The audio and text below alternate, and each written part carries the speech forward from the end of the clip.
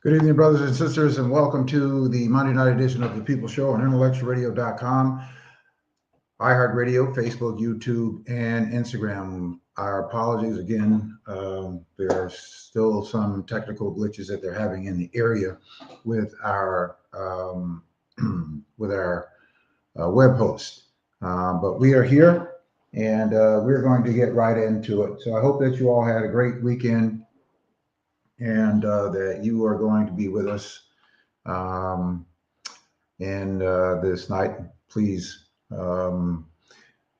reach out to your others and have them to come in.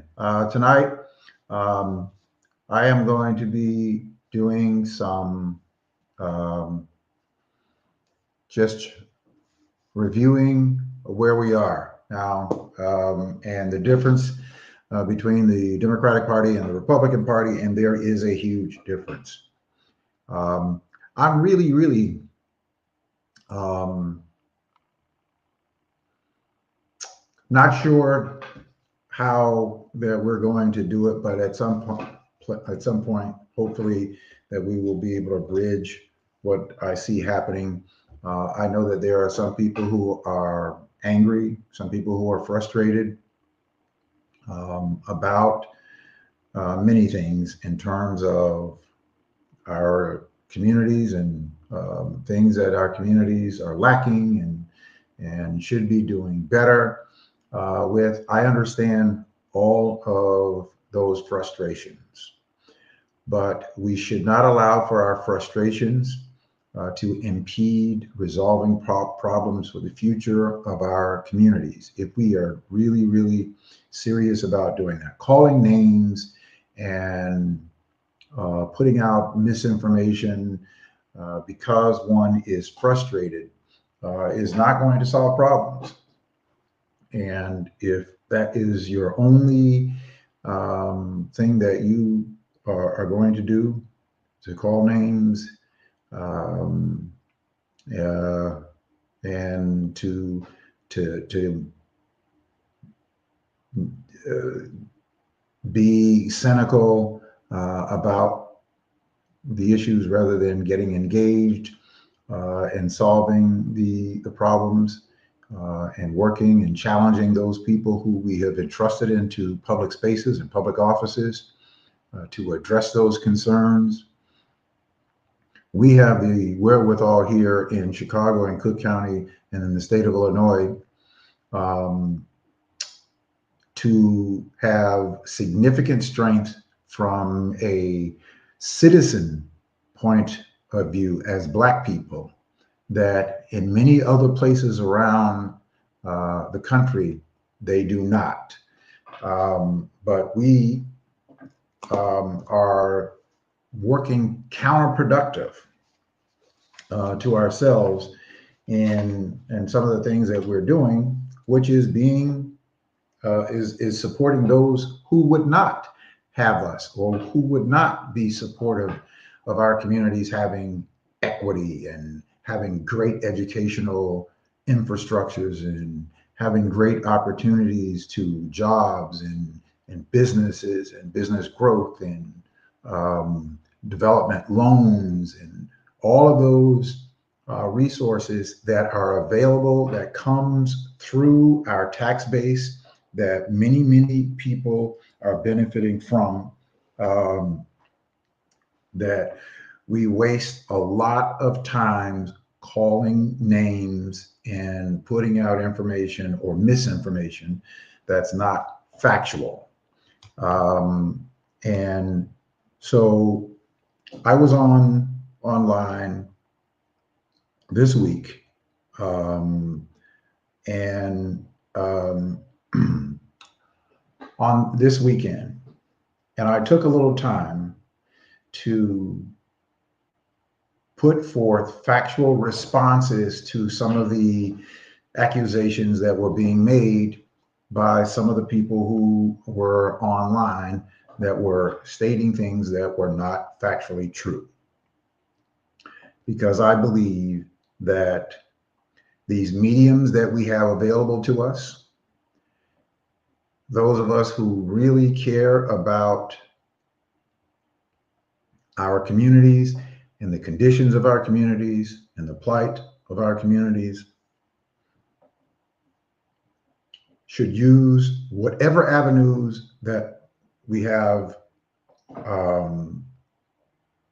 available to us,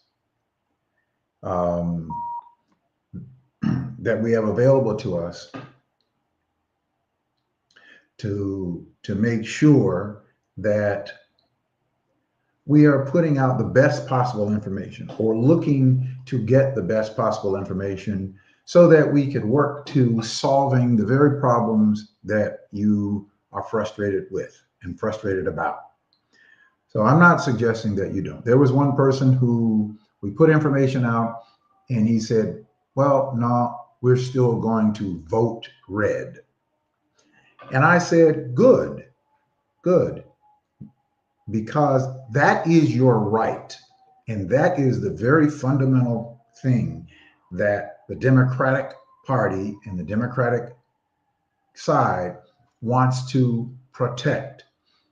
The Republicans have passed or proposed more than 270 voter suppression bills to extract people's right to vote whatever way that they deem and choose to do so. That's one of the differences between the two parties. So I want to get right into it. I'm going to get right into it. And so we and I want to talk to you based on facts. So I went and I spent all day yesterday and a good part of the day today doing the research, so that I could bring you some fact-based information as it relates to, one, the difference between the two parties. And there is a difference. There is a difference between the two factions. So I, again, for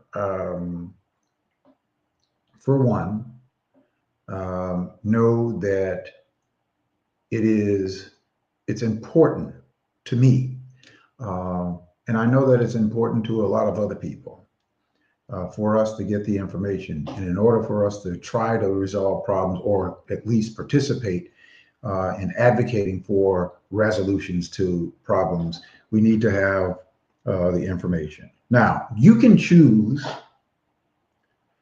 to be aligned with whatever group or entity or party or not that you want to. Not in any way saying that you cannot.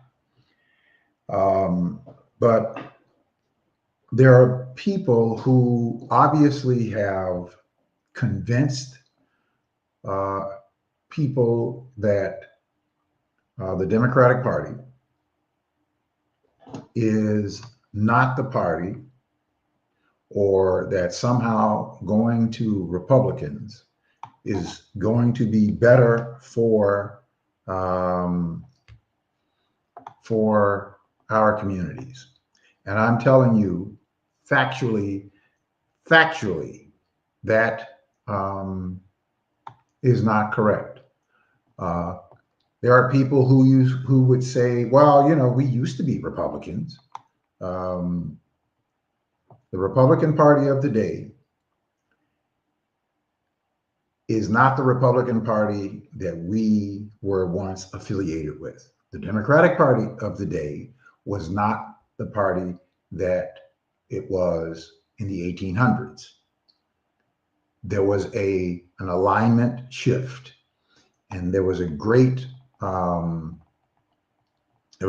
explanation of how that came. And I am going to play that, and then I am going to go through the differences between the two parties. And then I am going to provide you with some factual data that you can go and you can research, you can verify it, because you can't dispute it, because I'm only going to give you facts, but you certainly can go and verify it. You will not be able to dispute it, because I am not going to give you something that is not true.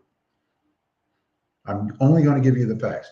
You may not want to agree with it, and that's fine. You don't have to agree with it, but you will not be able to dispute it or refute it, because I am only going to give you the factual information. You can go and you can research it and verify it, but you cannot refute it, because I do not put information out that I have not researched and verified.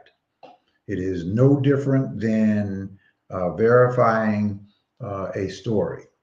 In a journalism 101, that when you hear or you see something posted, whether it's on social media or somebody has said that, you know, the two famous and most egregious big lies ever told was "I heard" and "they said."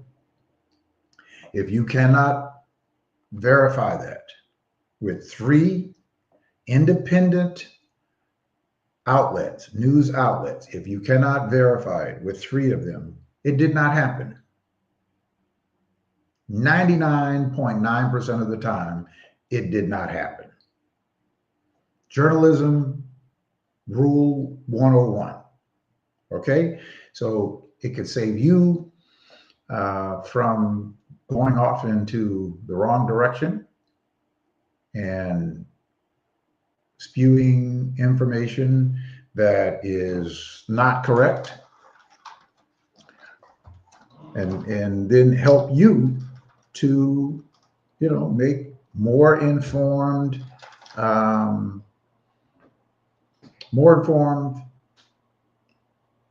choices, right? And decisions going forward. Now we're going to do that for the next 45 minutes. And then I am going to be talking with a veterinary sports medicine rehab expert for dogs and cats. Now, this is only for those of us who are animal lovers. Now, those of you who don't care anything about felines, who don't care anything about dogs, this is not going to be for you. So I'm going to be talking with Dr. Kelly Fishman at 8 o'clock. I never knew that there was a veterinary sports medicine doctor for animals. I never knew that. And so I am an animal lover. I am a dog lover. I love dogs, cats. I'm just a big animal lover. Now, a little bit on the sad side, because I can't have any more dogs. Some of you knew my big boy, Shiloh, who is gone on to doggy heaven. And we had to put him down last year in October. It just, his hips had become completely almost non-functional. And so we had to put him down last year. However, my wife, she doesn't hate animals. She's just not an animal person. And I will not bring another animal in the home. And because it's not good for the animal, and it's not good for the person who is not an animal person. And Shiloh, and you all who are animals, you know that animals want to interact with, you know, the people at home. And so Shiloh tried everything that he could to interact with my wife, and he would lay in the doorway of whatever room she was in hopes that she would come and talk to him.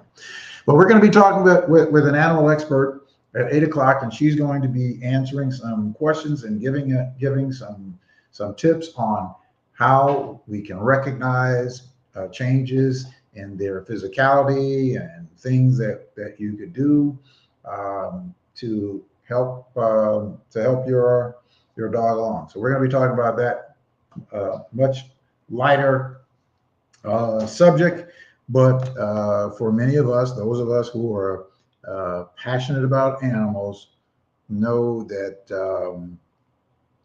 that is a very important topic. So we're going to be talking with Kelly Fishman in a little bit. So hang in there for that. And so we are going to get into this. So I want to play this clip for you that explains to you the shift that took place as it relates to the Democratic Party and the Republican Party. 1948. The Democratic Party added civil rights to its platform, and the South exploded.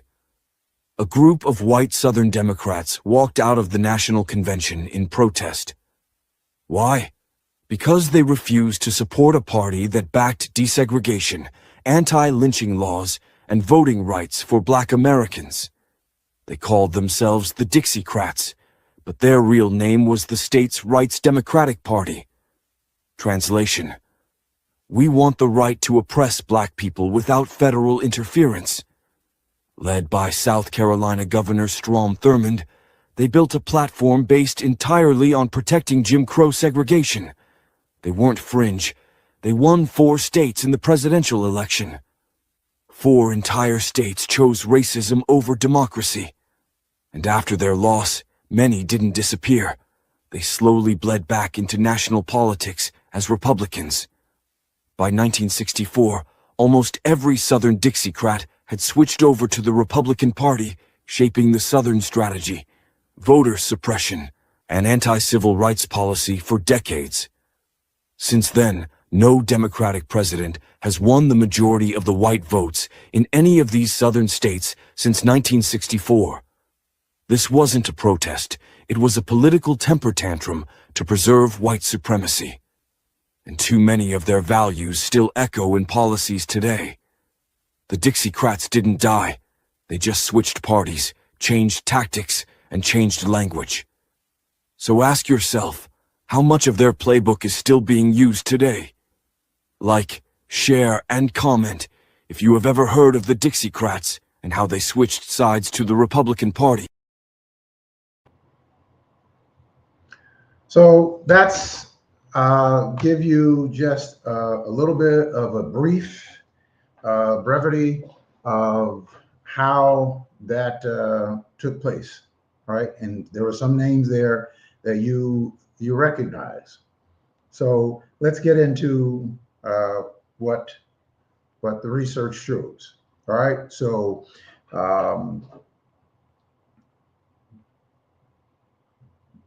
based on all right. So now, as I said to you, you're not going to refute any of the information that I put forth. You can agree or disagree with it, but you will not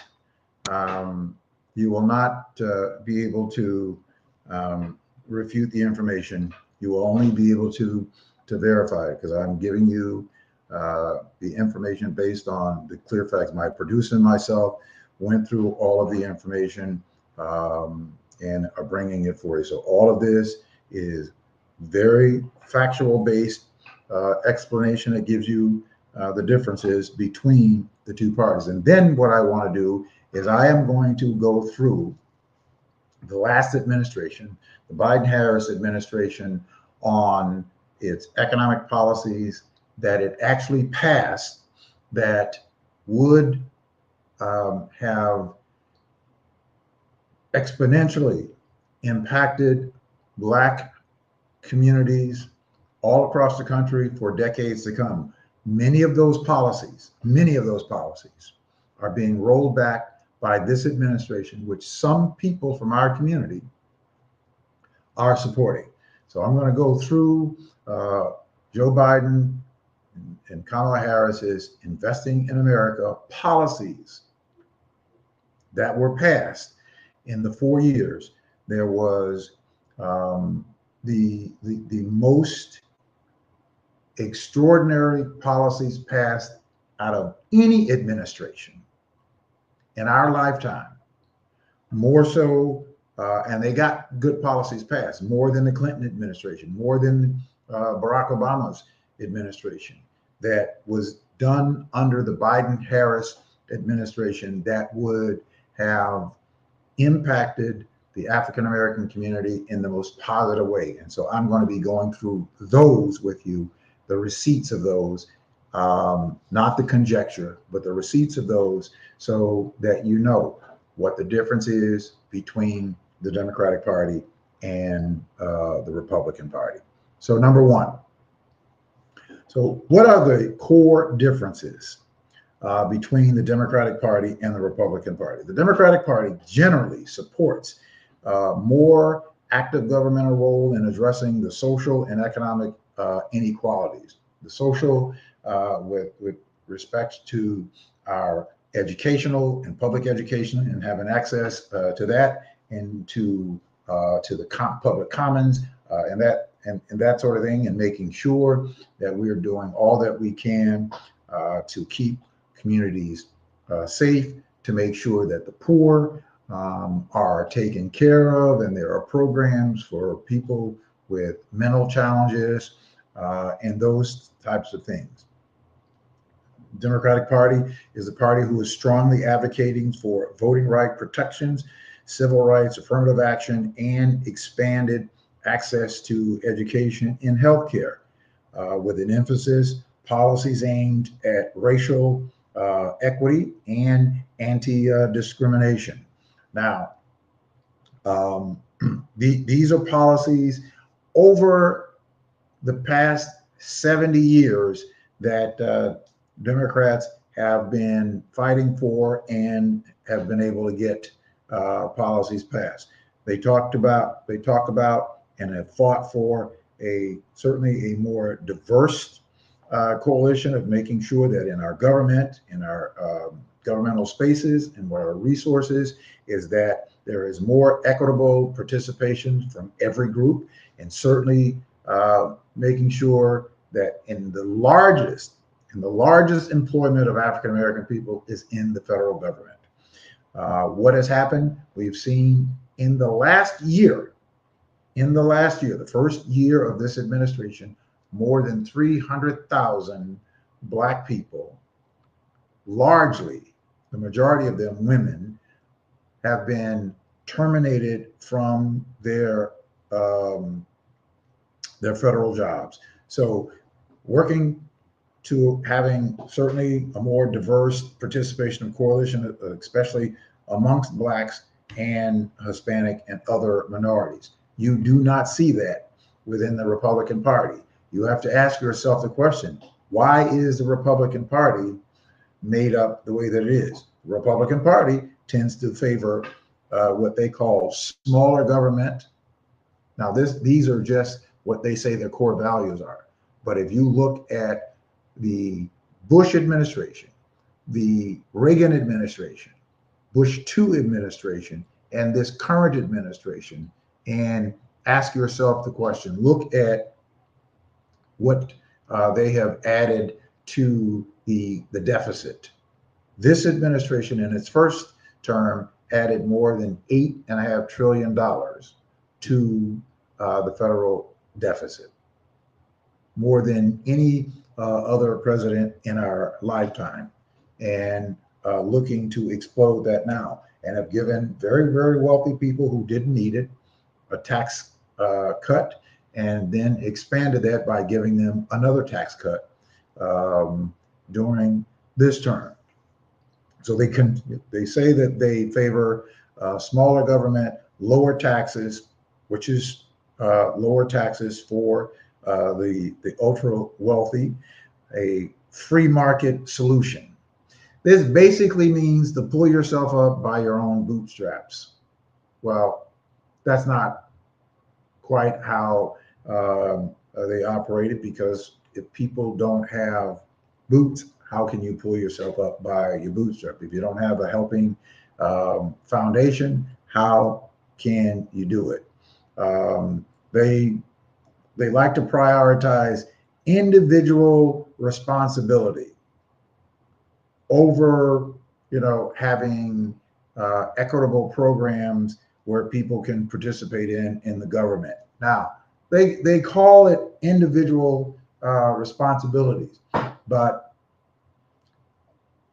when Republicans are in charge, like Republicans are in charge now, this is something very different than where we are now. And I think that a lot of Republican voters are revolting against what they see, because this is not what they see as conservatism or the Republican Party. So what we're seeing now is something extraordinarily different than even the Republican Party that we know, or knew. In short, Democrats lean toward collective solutions like public spending on programs addressing inequities, while Republicans lean toward market-based and individual-centric policies, which leans towards very wealthy corporations. Now, in 1980, the top tier tax rate was 94 cents, 94%. Ronald Reagan cut it from 94% down to 35%. What did that mean? That means that if a CEO at that time took more than what is the equivalent of about $10 million today out of their corporation, which was back then about $3 million a year. If they had taken more than $3 million out of that corporation, every dollar over that $3 million that they took as income out of the corporation, they had to pay 94 cents in taxes. What did it do? It discouraged the kind of hoarding that we see with corporations and CEOs today. CEOs back then earned about 30 times that of the lowest waged employee at the time. Today, that number ranges somewhere, depending upon what corporation it is, somewhere between 300 and 700 times that amount of the average employee of those corporations. That is the level of inequality, economic inequality that we have today. So when you start talking about private markets and having individual market-based, tell me where, if the government did not and does not ensure that there is some equitable programs or access to low interest funding, or certainly making sure that small businesses get to participate in governmental contracts. How is the free market, how would that have benefited a community that is largely disproportionately disinvested in? So that doesn't work, and it really doesn't work for the broader community. The historical alignment, which I showed you, why Black voters shifted to the Democrats. While it may seem somewhat surprising to other people, but the party platforms have made a great shift, which I showed you in that video. So in the 19th and early 20th century, following the Civil War, the Republican Party was the party of Lincoln, which led to the abolishing of slavery and passing the 13th and the 15th Amendment. The Democratic Party was the dominant party in the segregated South, and it often resisted Black civil rights. This was back during the earlier of the 19th and 20th century.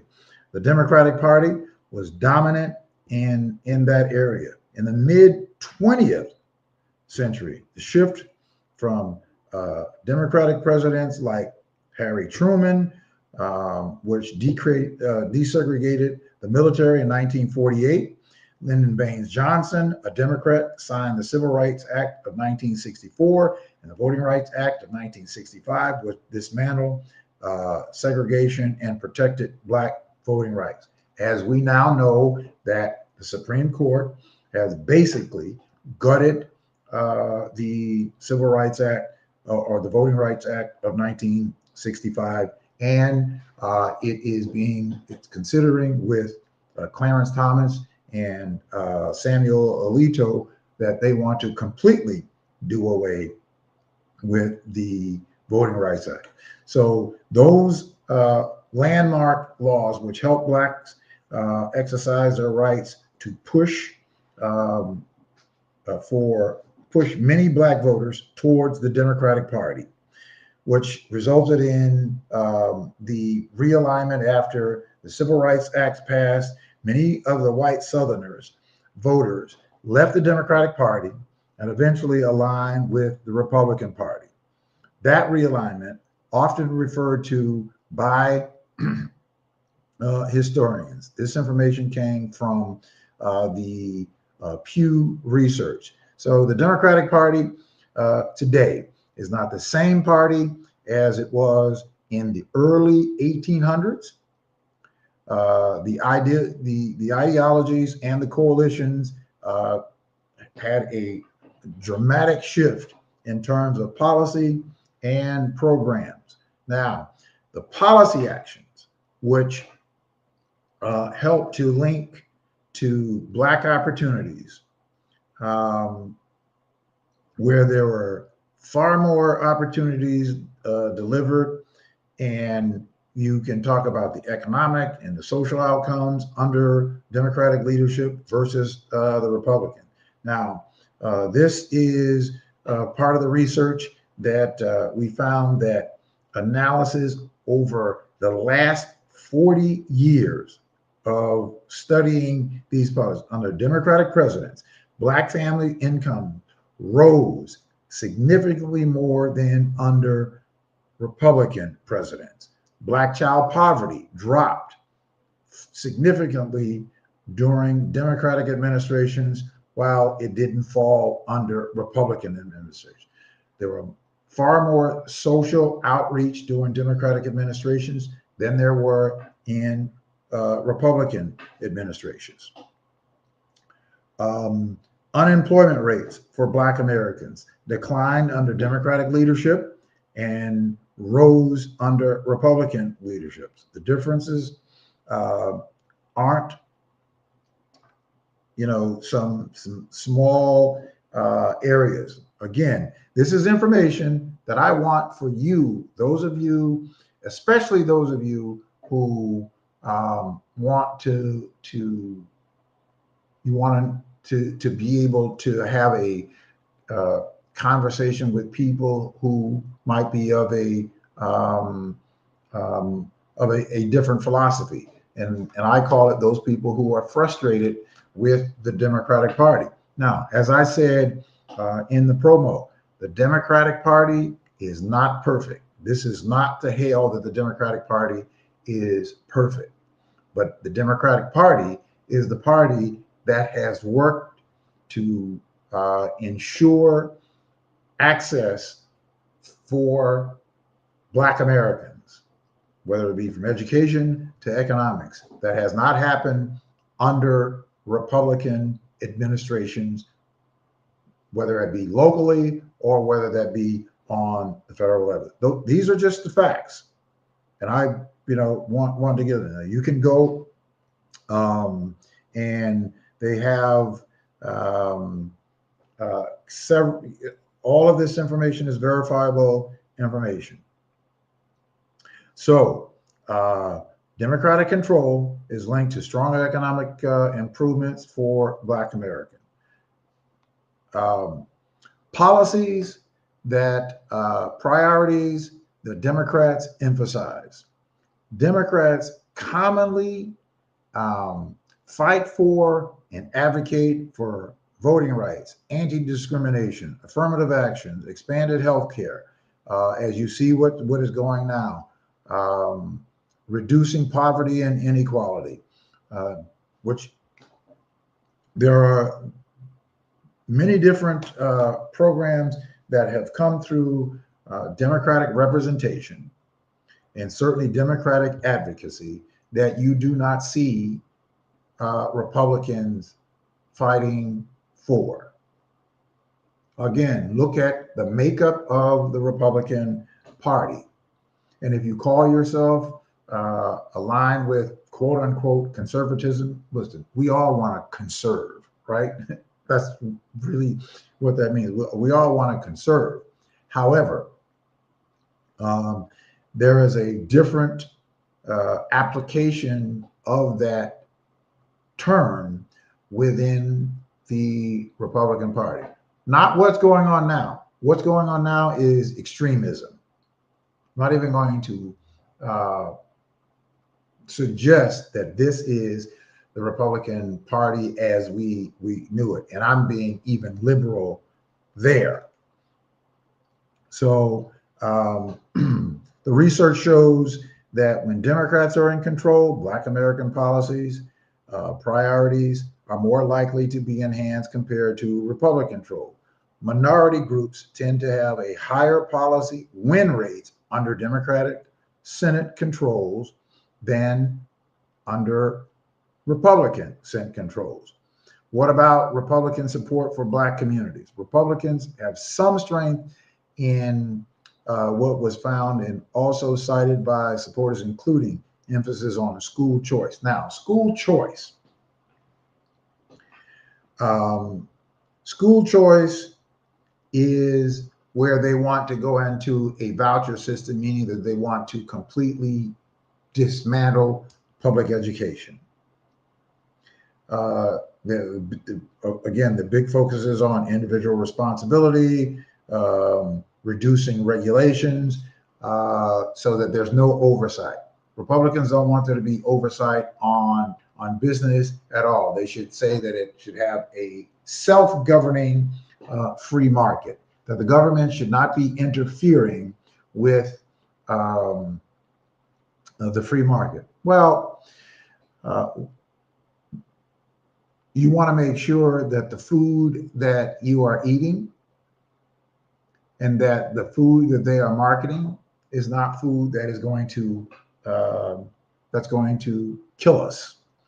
You want to make sure that the cars that they are building, that they're building safe, and that they have some safeguards in place and some requirements in place by which they have to build those vehicles so that they're safe, so that we are safe. You want to make sure that the planes that they build, that we fly on, that they are building those planes so that we are safe and not purely driven for finding the cheapest way out in order to increase profits, but thereby putting us at risk.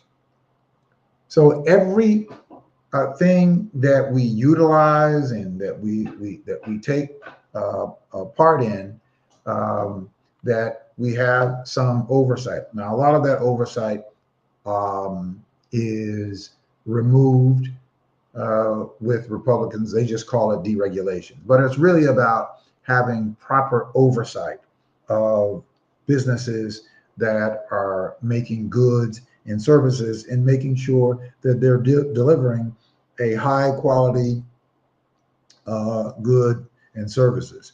So there were two major reasons backed by research and polling why Black voters tend to support Democrat.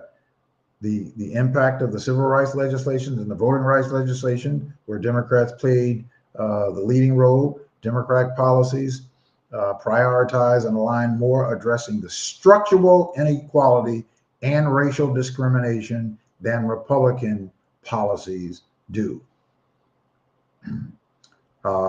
Now, we can talk about the some of the nuances that you have to take a look at, so that when you're looking at this, because you can't just paint it all with a broad base, right? So the important nuances doesn't necessarily mean that every Black person agrees with every Democratic position.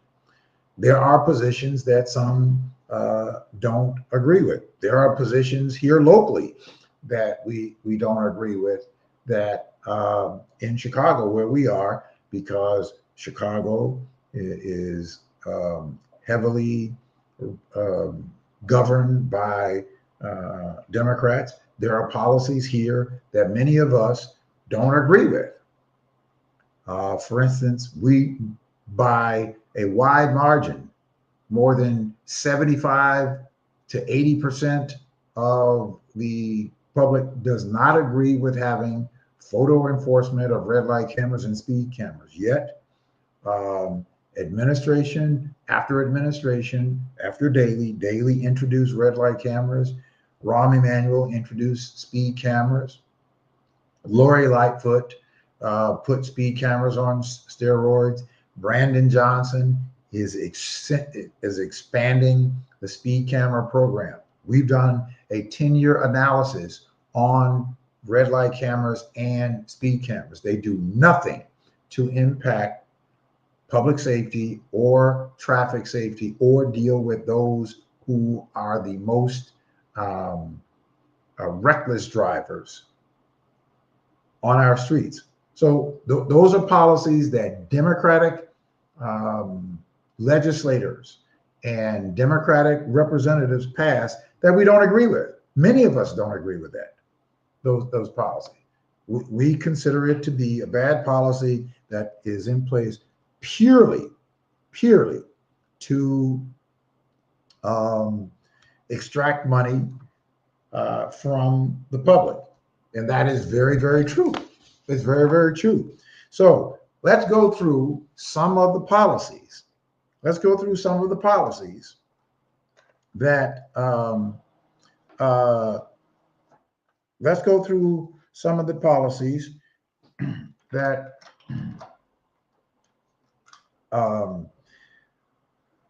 that were passed under this last Democratic administration. That is under Joe Biden and Kamala Harris. And this is the Investing in America policies that were passed by the Biden-Harris administration. I'm going to start with, in Illinois, $8.4 billion in private sector commitments and $16.6 billion in public investment in clean energy infrastructure and manufacturing under the Biden-Harris administration. This is for Illinois. $2.1 billion in funding from the Biden-Harris administration to provide affordable and reliable internet service to everyone in Illinois.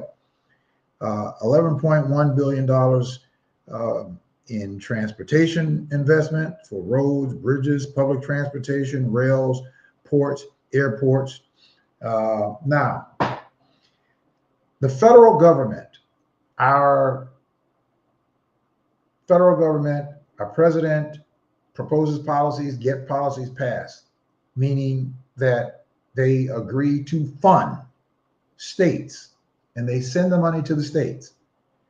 Now, then it is the state's responsibility to make sure that these dollars are distributed with equitable opportunity and participation. Here's where it is your responsibility and my responsibility that we have to participate.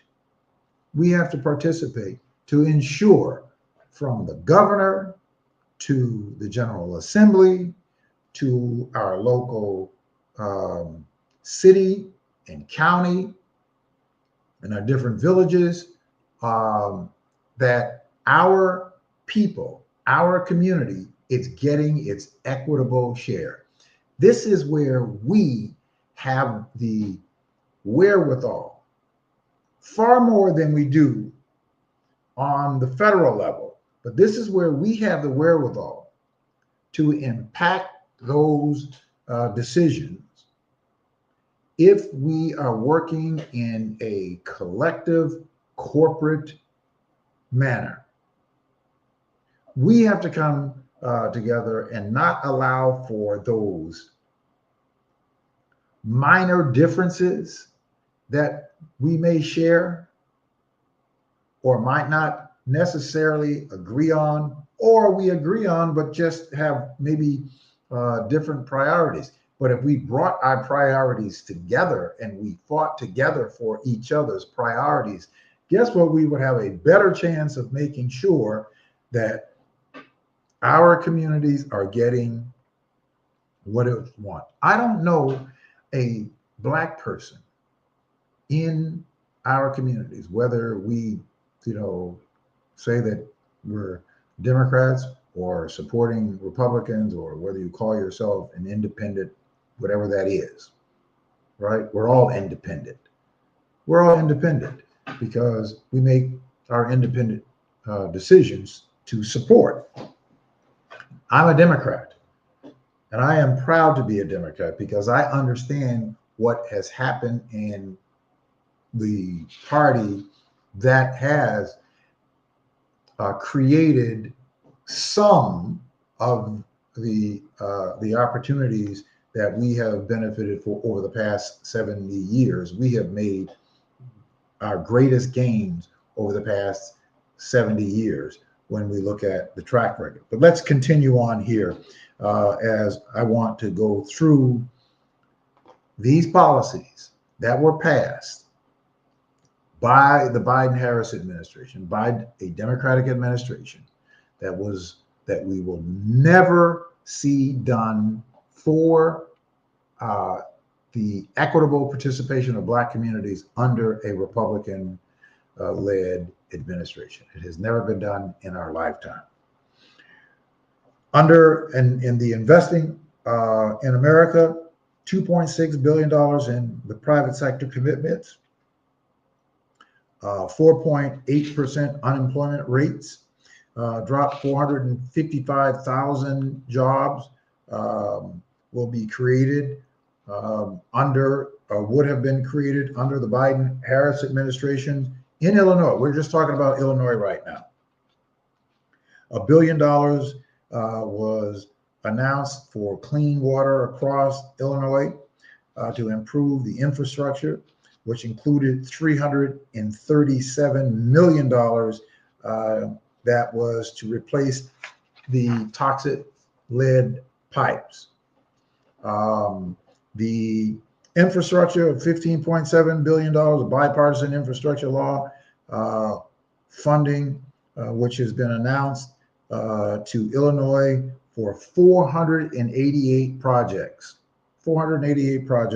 which this administration is trying to withhold. $11.1 billion for transportation, $6.7 billion for roads, and $2.9 billion for public transit, $494 million for airports, $268 million for the ports and waterways, $1.6 billion high-speed internet, $982 million for clean water, $249 million for clean transportation, $239 million for cleaning up legacy pollution, and $1.4 billion for resilience to strengthen our communities' readiness for climate and infrastructure.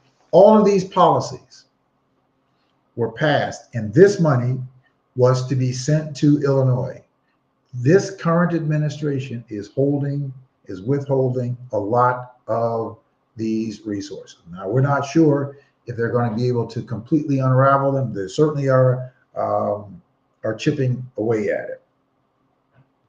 So And I went through all those calls. We're just talking um, about Illinois. So let me continue here with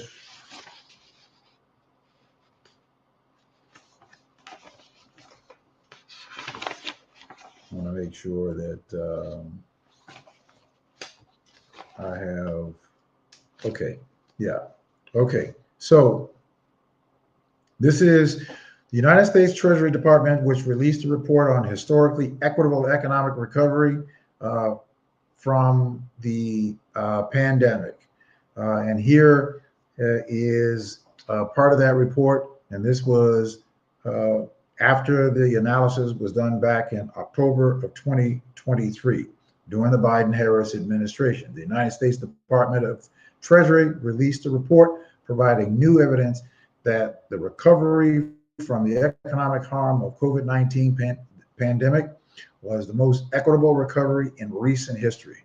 The report, which includes the department research alongside with the data released by the Federal Reserve Board, finds that the speed and strength of the response by the Biden-Harris administration helped to thwart the worst economic outcomes anticipated from the COVID shock for Black and Hispanic families, that across the board array of economic indicators that the financial well-being of Black and Hispanic families have remained strong relative to recoveries in recent history. This report shows that as the Biden administration policies have driven historic economic recovery, we've also been building the economy that we need for long-term, one that allows all communities to reach their economic potential. This was according to the Deputy Treasury Secretary, Wally ADMO. The report shows the progress we're making and building a more equitable economy. We continue to implement Investing in America agenda. We remain committed to capitalizing on progress made during the recovery and investing in people, places, and infrastructure that have been too often left behind. All right, so let's look at some of the key statistics. Now, again, all of this is information that you can go and you can verify at the United States Treasury Department from the report of 2023. From 2019 to 2022, the median wealth adjusted for inflation rose 60, 47, and 31% for Black, Hispanic, and white families, respectively. These three gains were some of the largest in the history of the survey of consumer finances, in stark contrast to the 3 years following the onset of the Great Recession, when real wealth fell for all three groups. Within 20 months after the COVID recession's peak, both Black and Hispanic unemployment rates were lower than they were at the same time in the previous recovery. The gaps between Black and white and Hispanic and white unemployment rates have closed substantially, dropping to near their historic lows in 2023. During the COVID recession and recovery, the 3-year growth rate of real earnings for full-time workers was 4.0% for Blacks workers and 2.4% for Hispanic workers. Foreclosure rates have remained low in the COVID recession and recovery, in contrast to the Great Recession when they rose significantly. Now, part of what assisted that was that the Department of Housing and the Department of Justice froze foreclosures during the pandemic. In other words, people could not be put out. Banks were urged to help people who were struggling with their mortgages to put payments or to give forbearances or modifications of their loan. So this helped the foreclosure rate to decrease.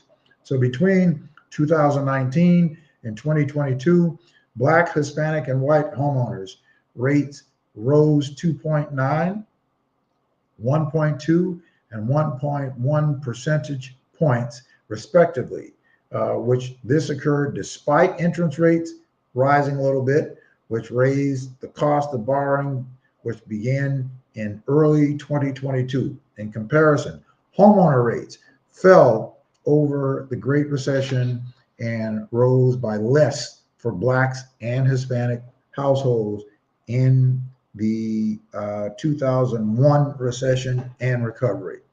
Black and Hispanic rates of business ownership skyrocketed in this recession, moving up to 6.2% and 2.8% percentage points to their highest recorded readings at 11 and 9.8% respectively. These were the largest increases seen in the history of the survey of consumer financing. The report on the equitable recovery from the pandemic comes ahead of the Treasury Department's third annual Freedmen's Bank Forum on October 25th of 2023, where the senior Biden-Harris administration officials joined key leaders from the public, private, non-profit, and philanthropic sectors to discuss the Biden-Harris administration's effort to increasing economic opportunities for communities of color. So over the past 3 years, of the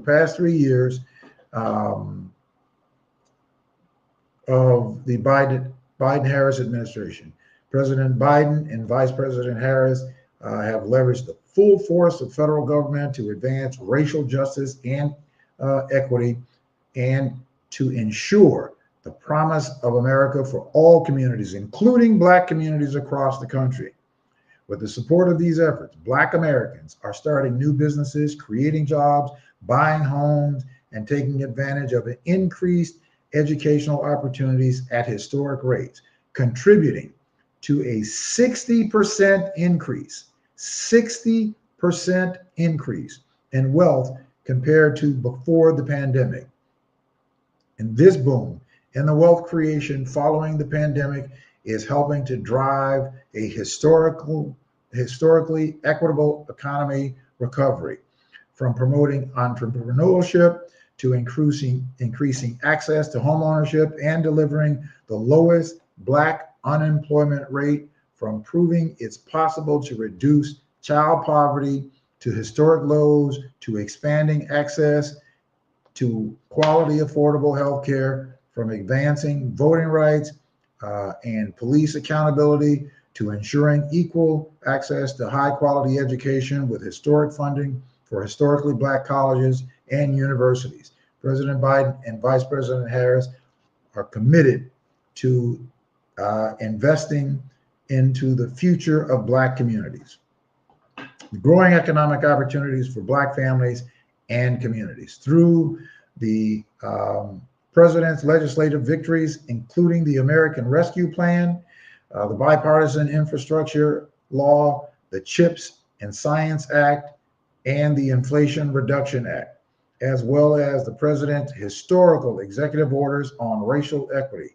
The Biden-Harris administration ensured that federal investment through the president's landmark Investing in America agenda are equitably flowing to communities to address long-standing economic inequities that impact Black communities' security, health, and safety.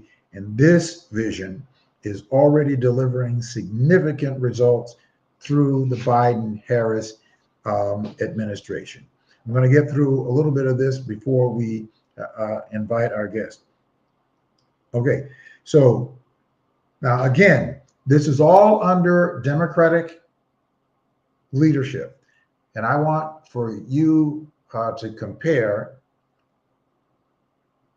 the economic policies under conservative leadership. All right, we're going to go through that. We're not going to get through that tonight, but I'm certainly going to go through that before. So, and this is all under the Biden-Harris administration and the last administration. So it powered historic economic recovery that created more than 2.6 million jobs for Black workers and achieved both the lowest Black unemployment rate on record and the lowest gap between Black and white unemployment on records. Helped Black working families build wealth. Black wealth is up by 60% relative to the pre-pandemic, the largest increase on record. Cut in half the number of Black children living in poverty in 2021 through the American Rescue Plan.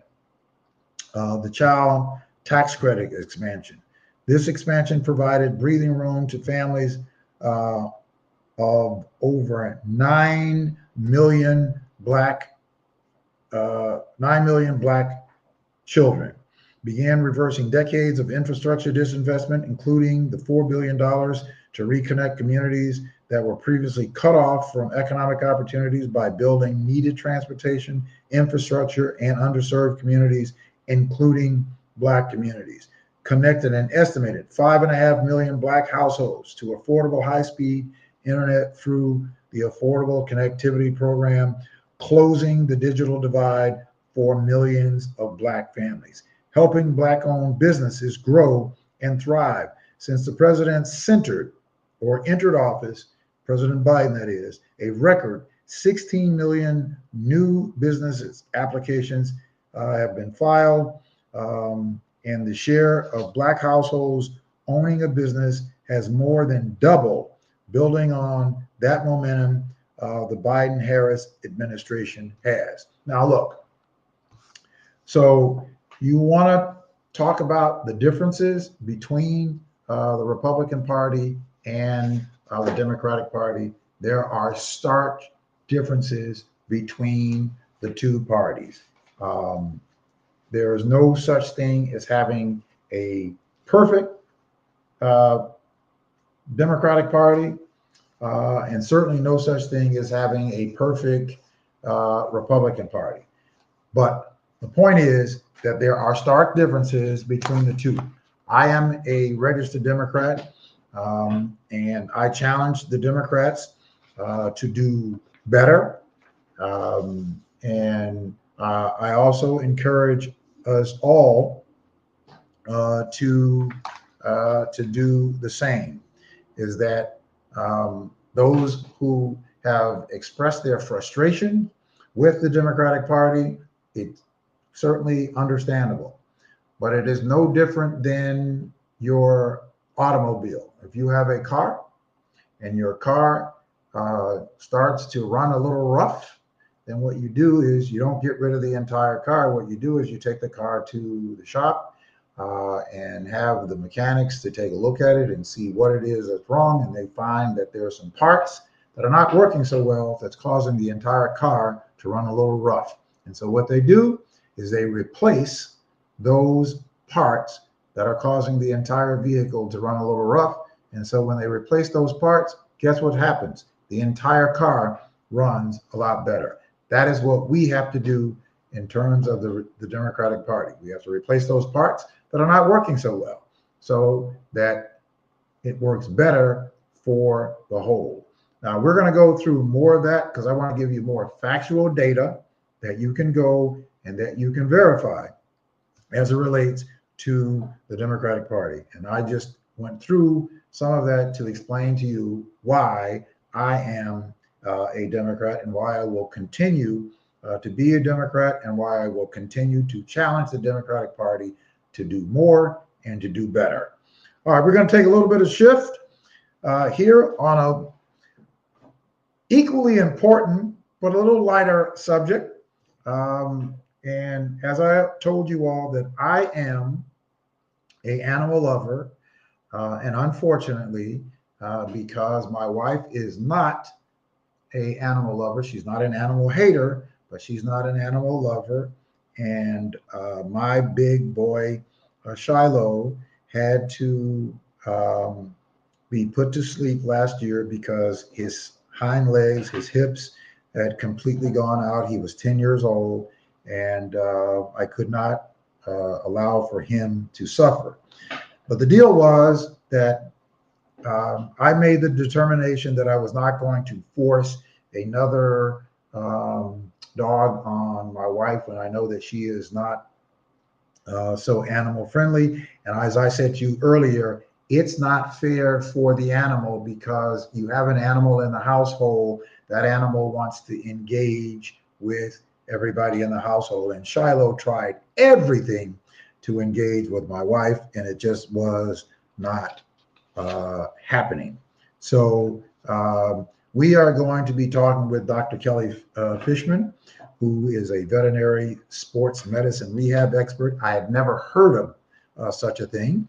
And so we are going to talk with her now. I'm going to invite her into the program and welcome her to the program. Dr. Kelly Fishman, how are you? Thank you for being here. Yep, happy to be here. I'm sorry to All hear right. about Shiloh.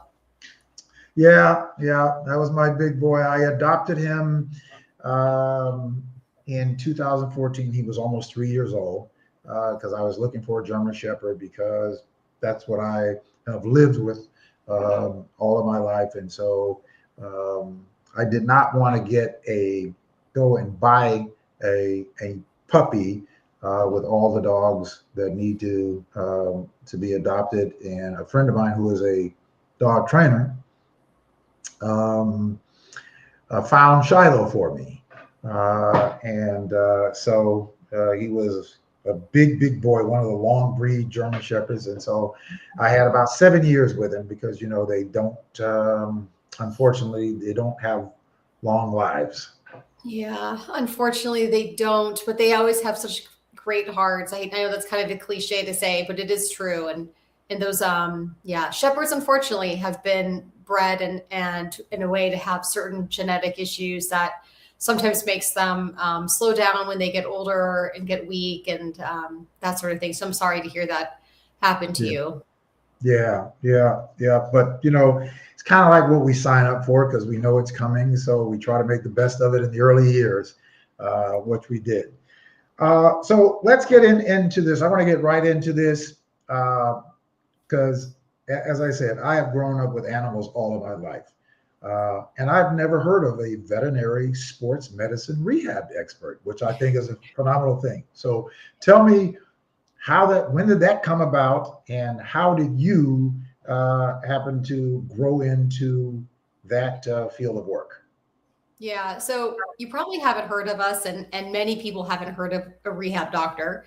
But what we do is we kind of are the dog's body shop, is kind of what I say. So I focus all about dog mobility. So my job is to take a dog that's slowing down because of pain, weakness, arthritis, or just had surgery. I have to make them walk better and be stronger and be less painful. And as a veterinarian, if you brought me Shiloh, I would have said to you, okay, I'm going to offer you acupuncture, which could help if he has any pain from arthritis.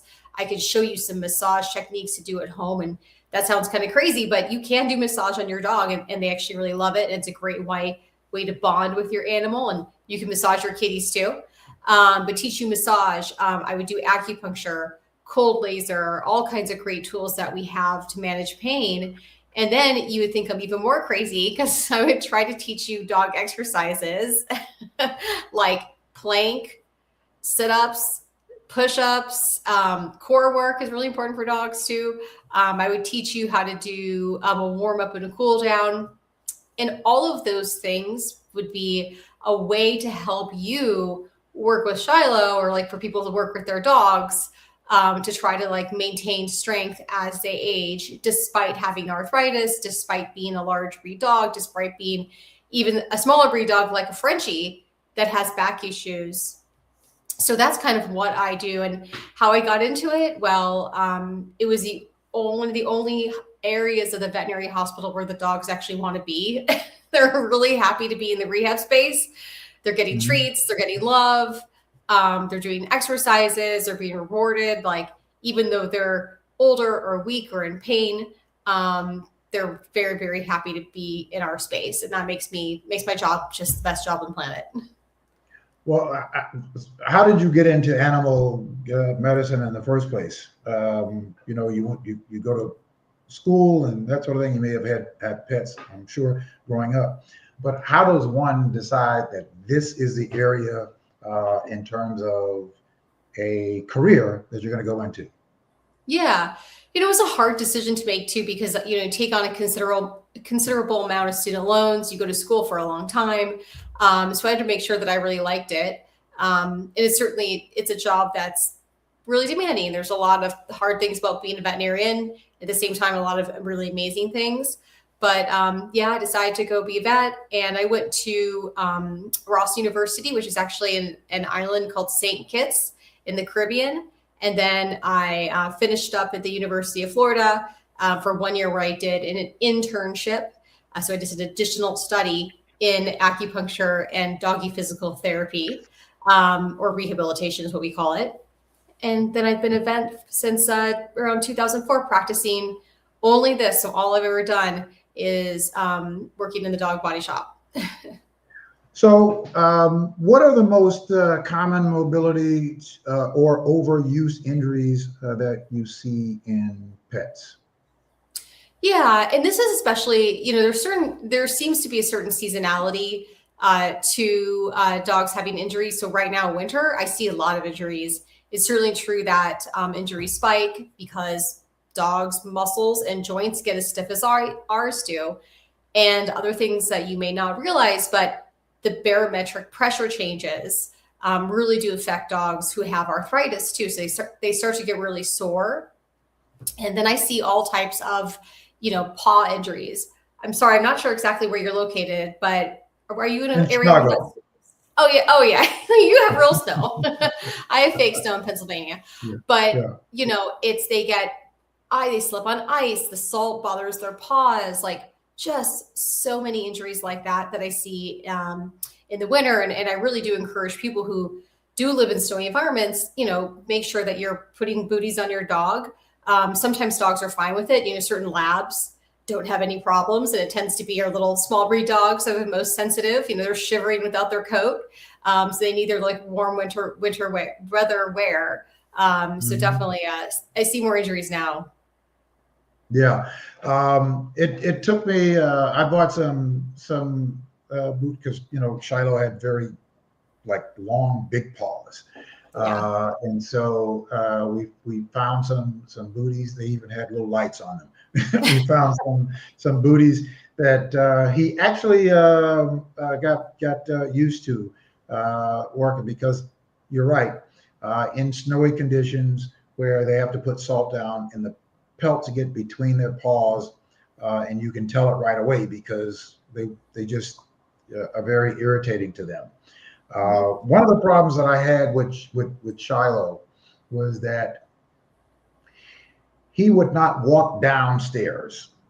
Okay. He would literally jump downstairs. He would, jump from one landing to the other one if I didn't hold him, which would cause, I think I was told, not by someone, I saw somewhere on some training that said, do not allow for your dogs to jump down off of higher levels, because over time that is going to cause problems with their joints, as yeah. I would see that sort of thing happening. Do you see a lot of that?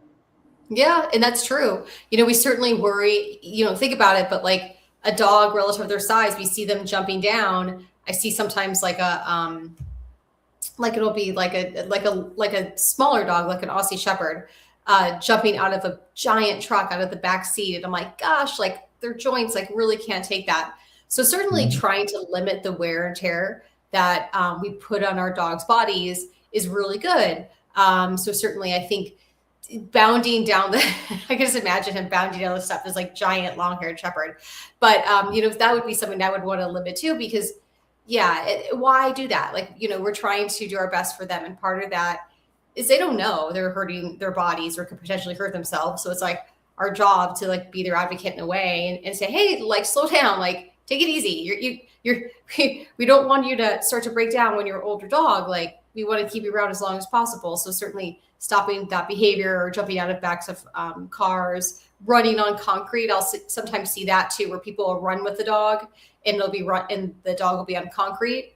That's another one that kind of makes me a little bit nervous. So is that part of your injury prevention? What does that actually look like?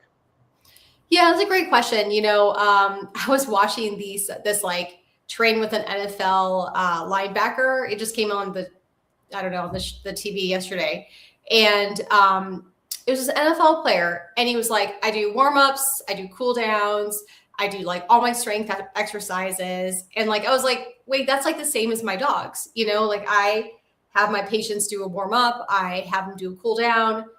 And like, what that looks like, a warm up, for example, could be like a hip stretch. So like a hip and spine stretch, or crawling, just something to get the body moving and kind of warmed up before they got the winter cold.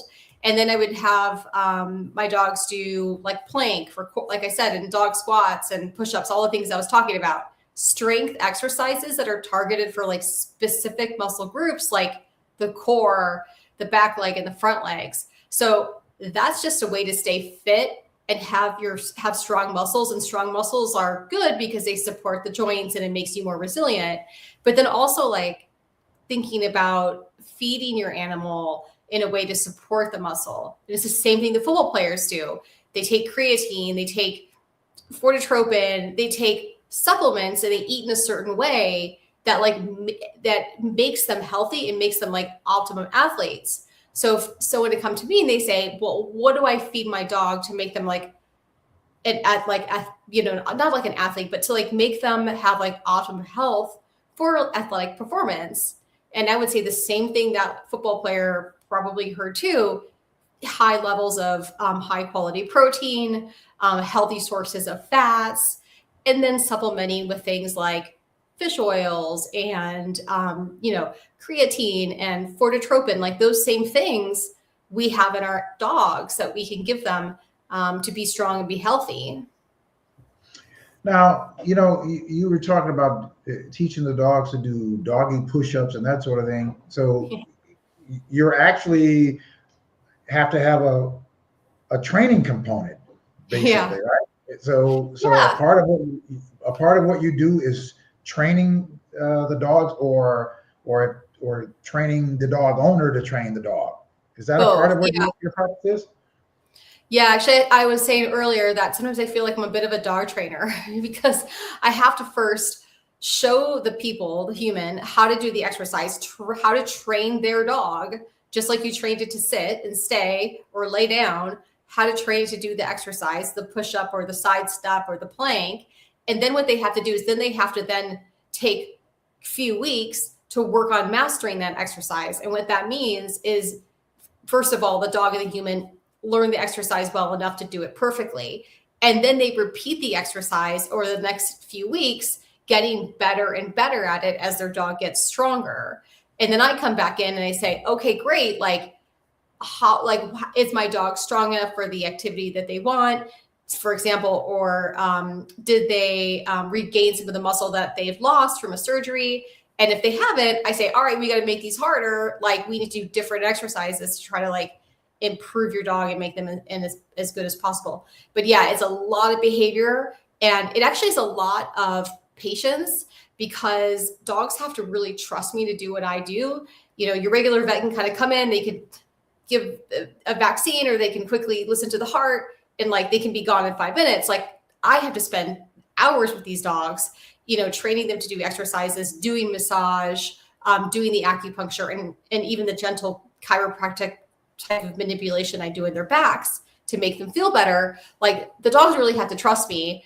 And so it's certainly, having a lot of patience to work with dogs too, in that regard. So besides the obvious, how can we tell when our pets are in pain? Yeah, because they have high tolerance to pain, right? Yeah, and I love that question, because when it's obvious, right? They're limping, they have their paw up, like when your dog Shiloh probably had a little bit of salt between the paw, like he was probably raising, he was telling you. Right.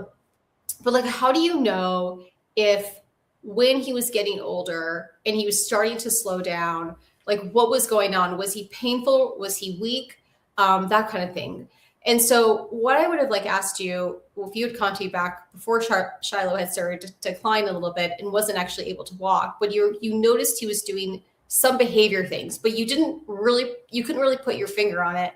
So for example, I had someone who had a 5-year-old lab, and the 5-year-old lab started to slow down just a little bit. And this was noted on the walks. So that used to take them half an hour to do a walk, and now it's taking 45 minutes. The dog was sniffing more. The dog was pulling behind the pet parent at the very end of the walk. He was kind of really like behind him and didn't seem like he wanted to go home. And the pet parent came to me and he said, I think my dog is really stubborn. And I said, but I don't know, like this is a new behavior, and like he's never been that way. He wasn't that way as a puppy. Like this is a new behavior. This is a sign of pain or discomfort, or this could be a sign of weakness. And I did my exam and actually found out the dog had very severe arthritis in his hips, and he wasn't wanting to walk and have as much pep in his step. Because just like if you had really bad knee arthritis and you had no pain meds and you were trying to do a lot of athletic stuff, you really couldn't do it. So what people need to do is they need to kind of pay attention to their dogs a little bit and like be observant, and then also trust themselves. Like if you think that something's wrong with your dog, if you have like a little bit of that spidey sense, like I feel like there's something there, and like talk to your vet. And if your vet doesn't take you seriously and isn't listening to you, talk to another veterinarian, because those things like pet parents, like your dog more than anyone else. Like if you feel like there's something wrong or something's changing, especially in like a behavior, that would be a sign of like a hidden source of pain for sure. Well, as I said, we are here in Chicago where it gets cold, and certainly we're in the winter now, and that we get our fair share of snow and ice and that sort of thing. So what would you recommend for pet parents as to in terms of monitoring how you handle your pet during the wintertime? Because I've never thought about it before this, right? We just take them out and keep them out for 30 minutes or whatever, and they bring them in. Now some animals love to be out or run around in the snow and that sort of thing, and others just want to go out and take care of their needs and come on back in. But what would be your recommendation for the longevity of your pet?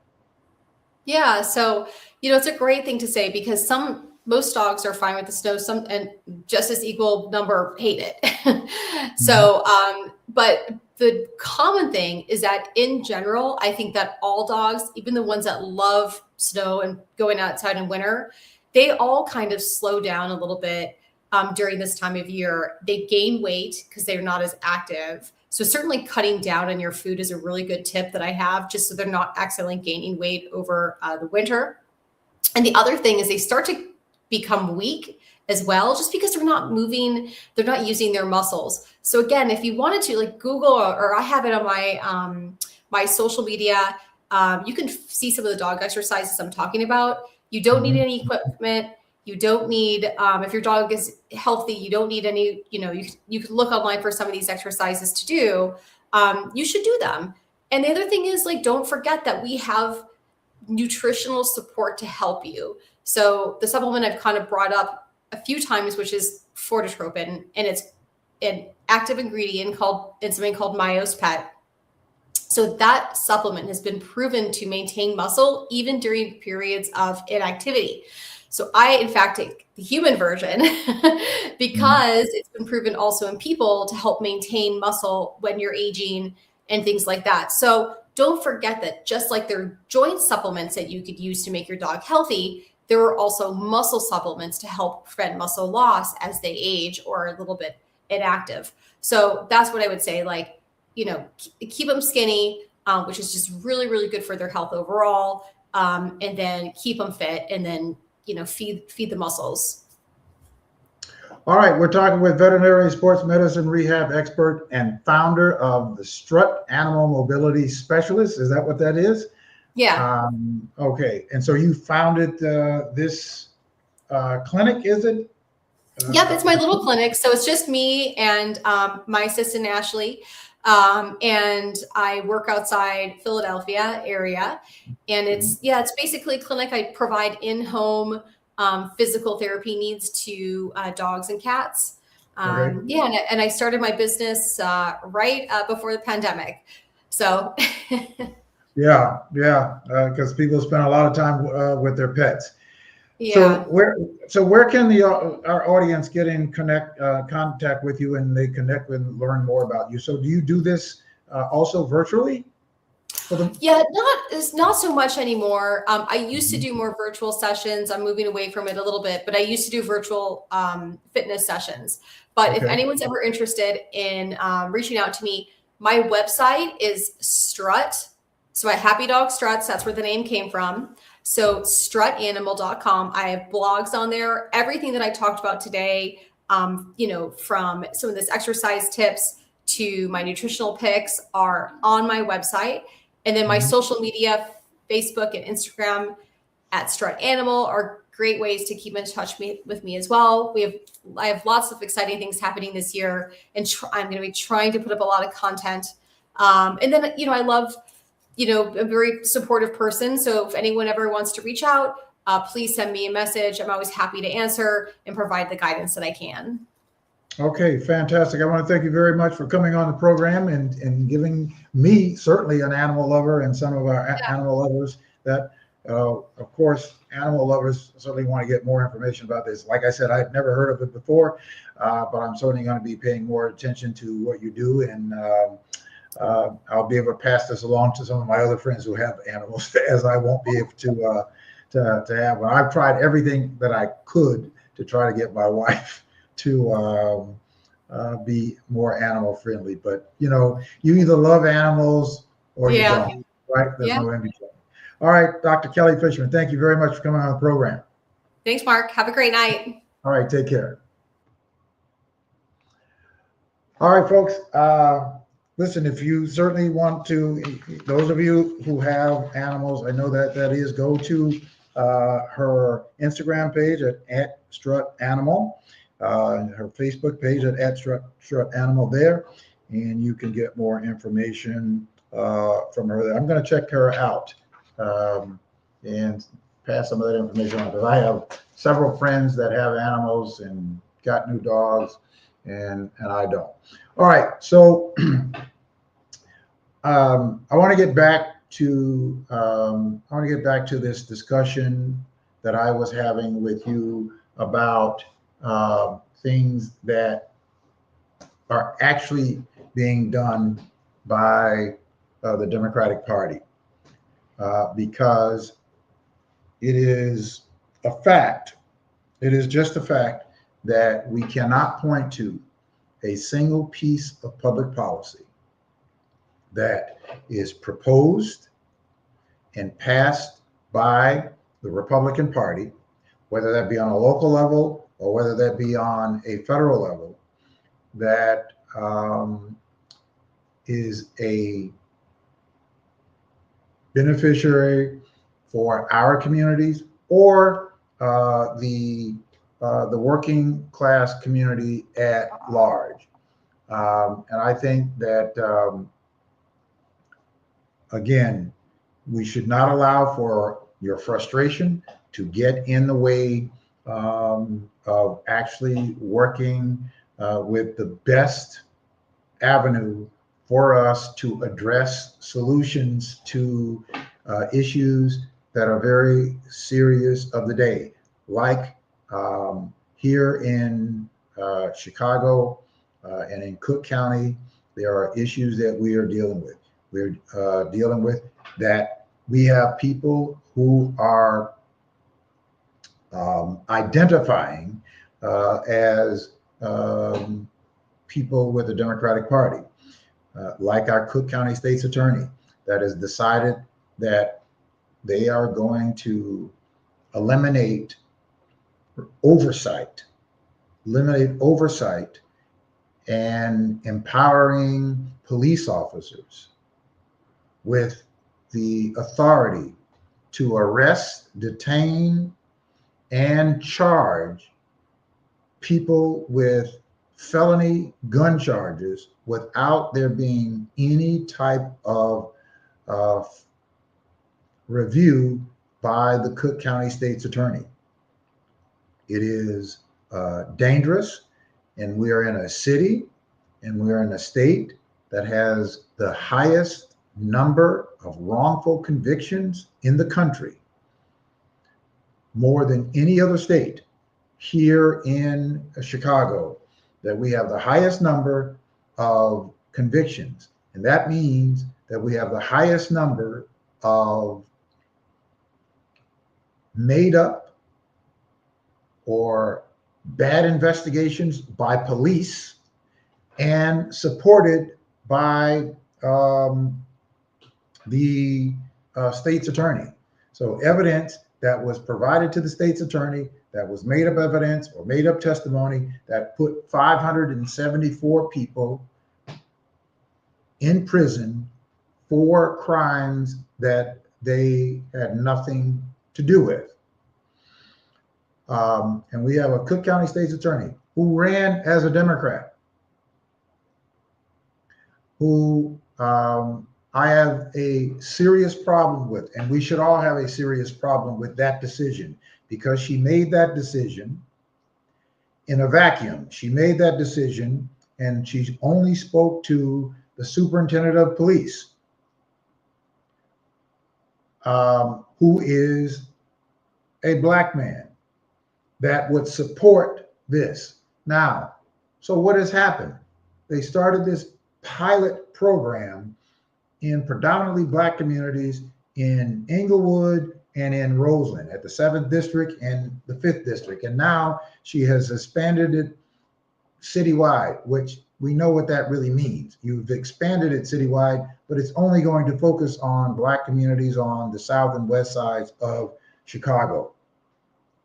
This is where I say that we have to deal with those parts that are the broken parts. We have to replace them, we have to challenge them, and we have to challenge them in a large way. That's why it is counterproductive for us to be fighting with each other and calling each other names. We have to band together because we all care about our communities. I assume that even those people who are angry and frustrated with the Democratic Party care about our communities. I don't for one second think that that people don't care about our communities. But what we do have to operate in, and what I am encouraging us to do, is to please operate in fact-based information, and to tone down our emotional rhetoric and even our emotions as it relates to, going on social media and these outlets and enabling what we see happening today. Because what we see happening today is not something that anybody should be in support of. No one should be in support of the inhumane and the vitriol that we see being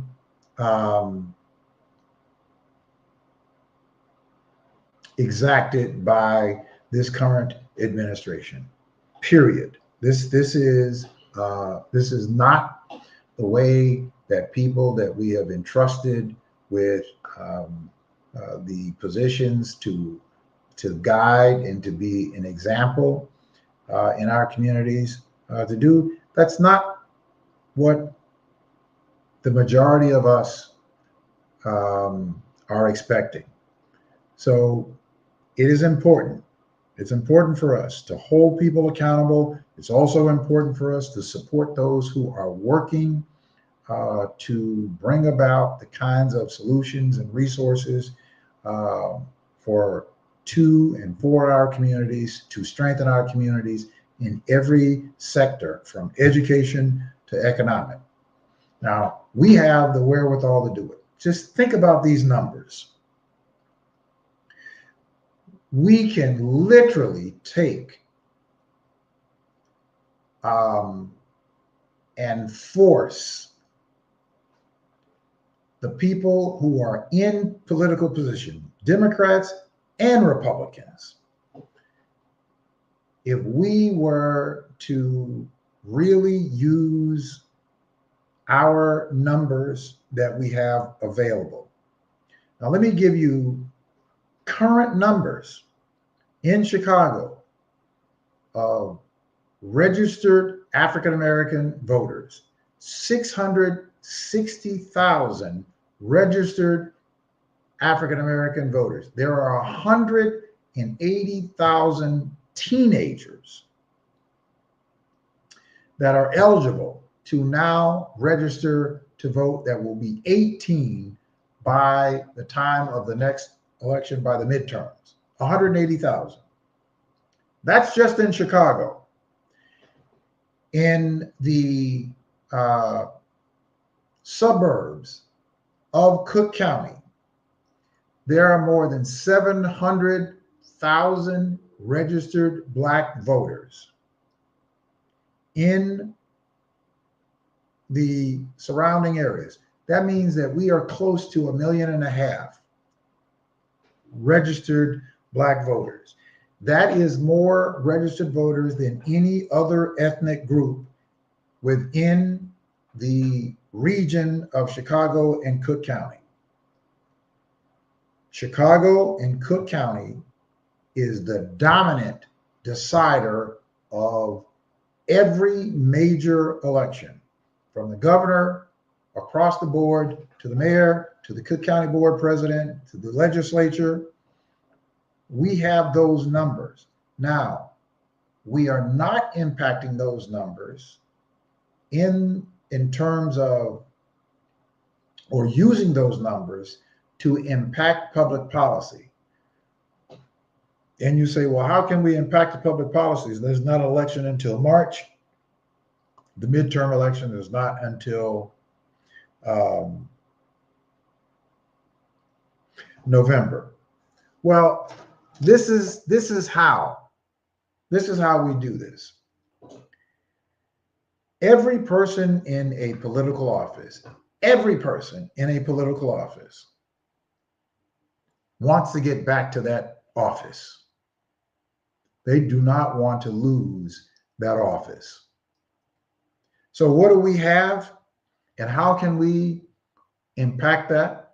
Is because we have the ability to structure ourselves, to unionize ourselves as a block, that we can be a threat to the governor, be a threat to the Speaker of the House, to be a threat to the lieutenant governor, to be a threat to the mayor, to be a threat to a state senator, multiple state senators, multiple state representatives, and on and on and on. What that means is, if we were to collectively band ourselves together in a large enough group, that they will see that Black voters have organized in a way that Black voters have never done before. Institutionalized organizing ourselves together to be that threat collectively, so that we can make demands. We can say that we want A, B, C. And if you do not deliver A, B, C, or we can say to a Cook County State's attorney, we are demanding that you reverse the policy of empowering police to have the ability without any oversight,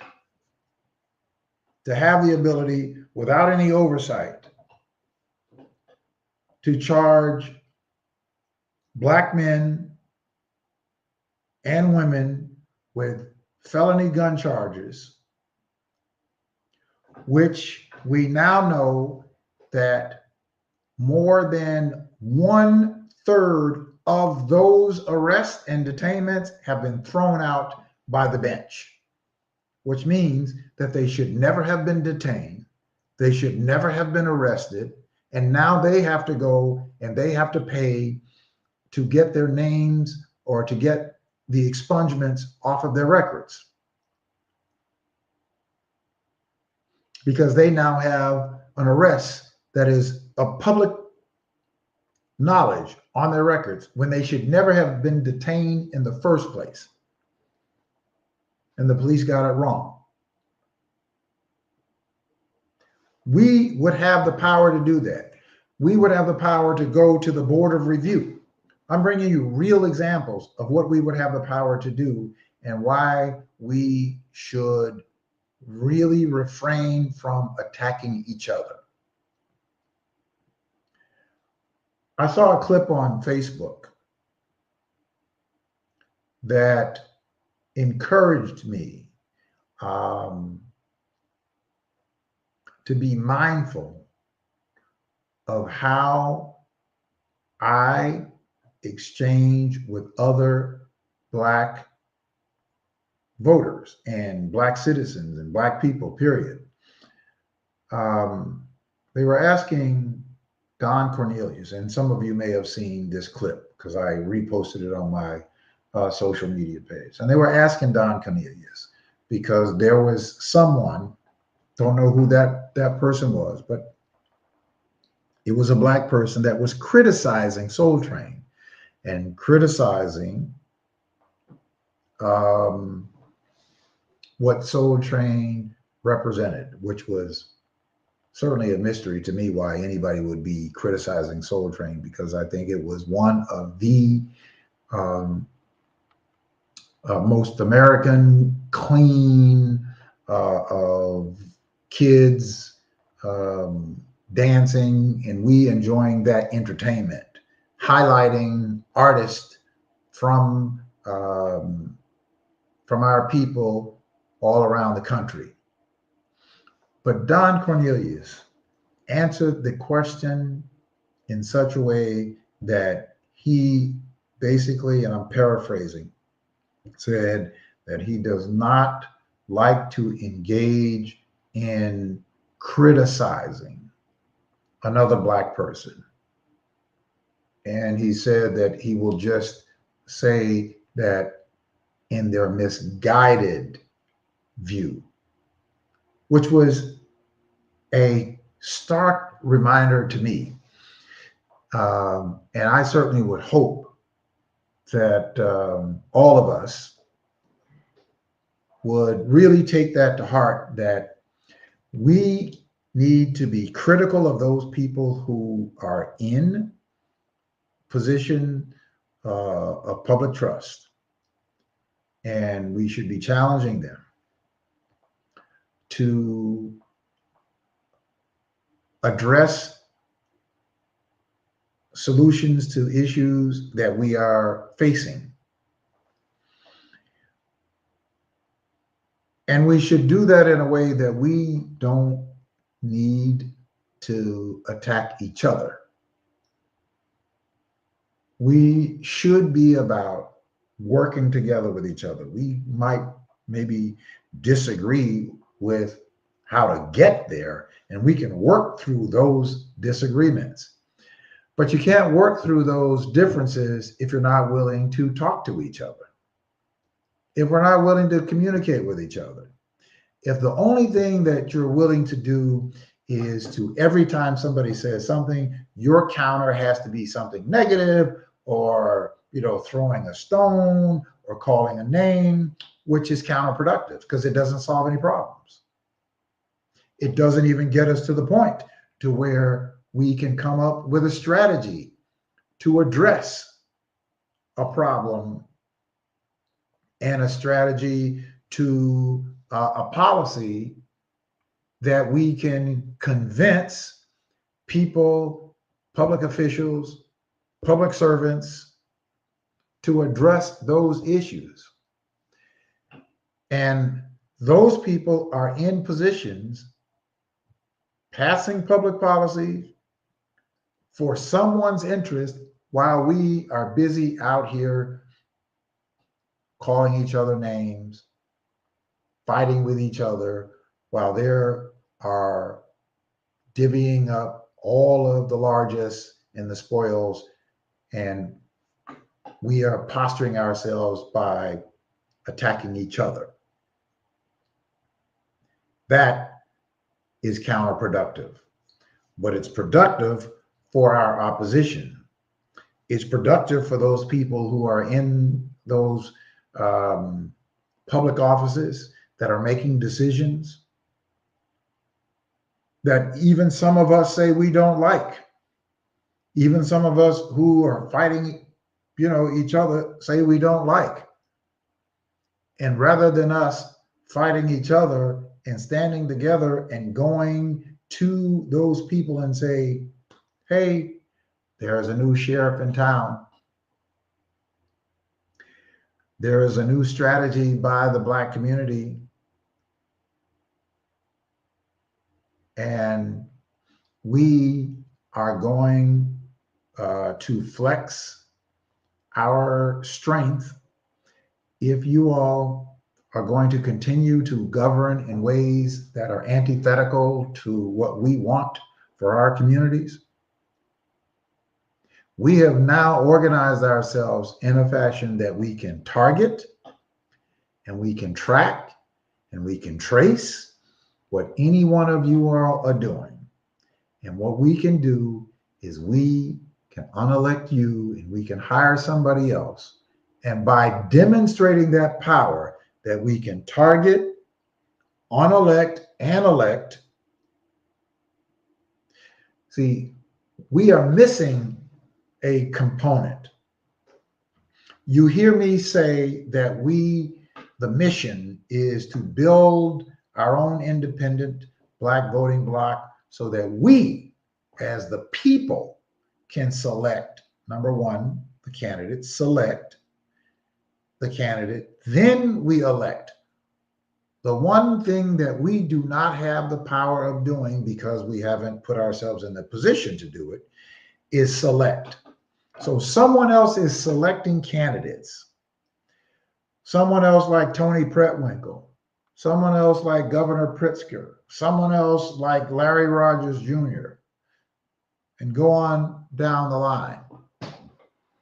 Or someone like the Speaker of the House, Chris Welch, who people give them the title of being, these are the people with influence. The fact of the matter is the people with influence are you and I. We have just not used it in the way that it could be forceful. Without a doubt, if we decided to organize this week as a body of people, 100,000 or 200,000 of us, if we decided to organize this week, 200,000 of us organizing will cover every district within the county, within the city, and the state of people that are in representative office. It would be the largest union and the most powerful union in the country. Why? Because it does not exist anywhere else in the country. The most powerful teachers union in the country is here. We have 30,000 people in the most powerful teachers union here. I am a respecter and I support Stacey Davis Gates. She is a bright, brilliant Black woman, and she speaks for her members, and she has been someone who I have watched for a number of years, even when her name was being floated for running for governor at one time. But but the point is that if we were to strategically place ourselves in a position to actually impact decisions, we would demonstrate to ourselves what that actually means and how powerful that actually is. If we were to do that, we are trying to do it. And I'm going to continue to encourage us to do it. That's what 10 by 10 to win is all about. 10 by 10 to win is not about building some little club of Black folks. 10 by 10 to win is just the platform to hopefully get us to recognize and embrace uniting ourselves together so that we can do for self. You know that do for self thing that we hear a lot? We put ourselves in the position, we can dictate, we can demand, we organize, and we decide on those issues. Even if we just took one issue, whether it be the police oversight or Larry Rogers Jr., which is shifting taxes from wealthy people on to homeowners in our communities. If we just took on one of those issues, whatever it may be, red light cameras, speed cameras, I don't care what it is. If we just agree to come together and then let's say we voted as the block of what is the one issue, just one, that we are going to collectively attack. Let's decide on one. Let's put them out there and let's have a vote. Put them up on there and the block votes. Whichever one gets the highest number of votes, that's the one that we collectively go and address. And guess what will happen? You won't have to guess what will happen.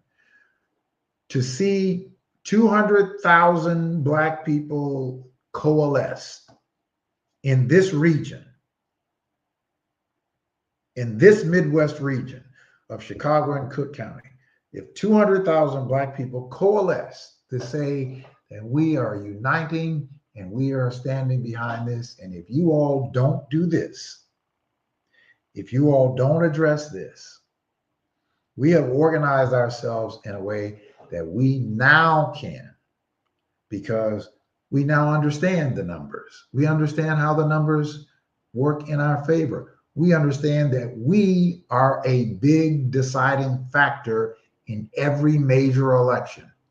Do you know that the governor of the state of Illinois cannot be the governor without the plurality of the Black vote? In Cook County, mathematically cannot happen. The mayor of the city of Chicago cannot become the mayor, I don't care if he's Black, white, green, yellow, whatever, without the plurality of the Black vote. That's just how powerful it is. That's how significant it is. What I am saying is that rather than us fighting each other, let us capitalize our strength and let us bring that together and use that in a way that all we have to do is organize it, and we can, if we choose to, we can go and march downtown. We can go somewhere and have a huge announcement saying that we, the Black voters, have organized ourselves, and we are now going to hold accountable those persons who work, who legislate antithetical to what we want. So if you vote for a policy, it had better be a policy that we want and support. If you vote for a policy that we do not want and do not support, we will make sure that we do not support and vote for you in the next election cycle. That threat, that posture, that kind of cohesive posture will cause for every person in a legislative position, certainly those who want to be mayor, certainly those who are aldermen of our community, certainly those who are state senators and state representatives, and those who want to be governor, those who want to be lieutenant governor, the Speaker of the House, who is an elected state representative, a Cook County Board President, a Cook County Commissioner. All of those persons are elected by us. We just have not selected them. Somebody else has selected them.